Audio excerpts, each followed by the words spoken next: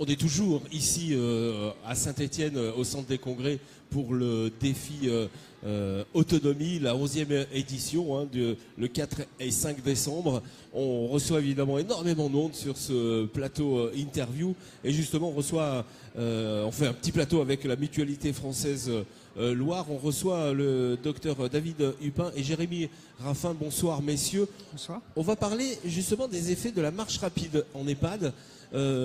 Pourquoi lancer cette démarche, cette étude ?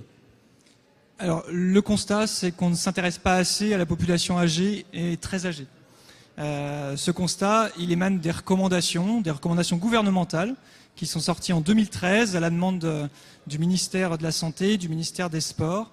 Et ce constat, c'était que la population âgée, très âgée en EHPAD, était sous-analysée.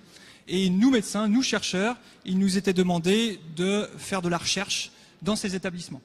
Il n'est pas normal que juste les adultes, les gens qui vivent encore à leur domicile, puissent bénéficier d'une activité physique. Et donc, l'objectif de ces recommandations, eh bien, c'était de promouvoir l'activité physique pour les gens très âgés en EHPAD et limiter les temps de sédentarité. Alors, justement, comment s'est déroulée cette étude ?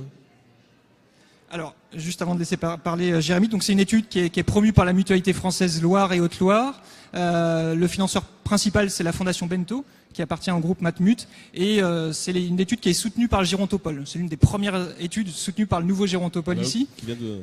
Et tout à fait. Et il y a pas mal de partenaires, le CHU de Saint-Étienne, l'Université Jean Monnet de Saint-Étienne, l'association R, le CETAF. Donc on a su réunir pas mal d'acteurs, de gens qui prônent l'activité physique et qui travaillent sur l'autonomie et sur le sujet très âgé en EHPAD. Très bien. Alors justement, cette étude, comment s'est déroulée cette étude ? Jérémy, c'est à toi. Bonjour. Jérémy Ruffin. Bonjour. Donc on a actuellement 7 résidences qui sont concernées par l'étude et on a environ une cinquantaine de personnes impliquées. Donc concrètement, on propose des entraînements de type marche rapide. Oui. On agrémente avec du renforcement musculaire et puis tous les 3 mois, on fait des petites évaluations à la fois du système cardiovasculaire principalement, mais aussi d'autres critères comme la force musculaire, l'autonomie plus largement.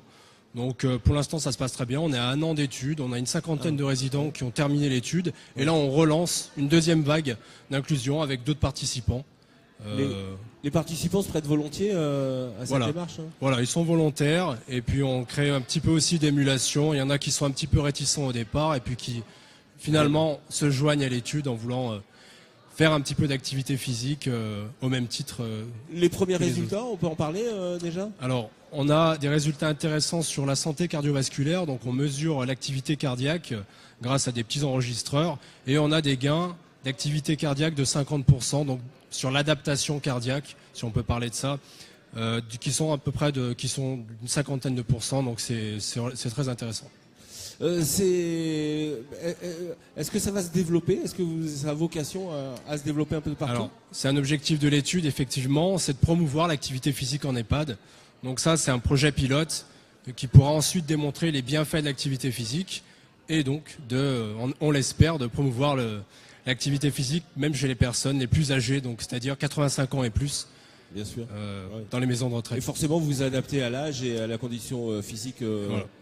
Exactement, on adapte les séances à la condition physique, à l'âge et aux particularités de chacun. Très bien, merci d'être venu sur le plateau. On aura l'occasion de parler encore avec la Mutualité Française Loire-Haute-Loire, bien entendu avec d'autres intervenants dans quelques instants. Merci beaucoup. À tout à l'heure pour d'autres invités. Merci. Merci.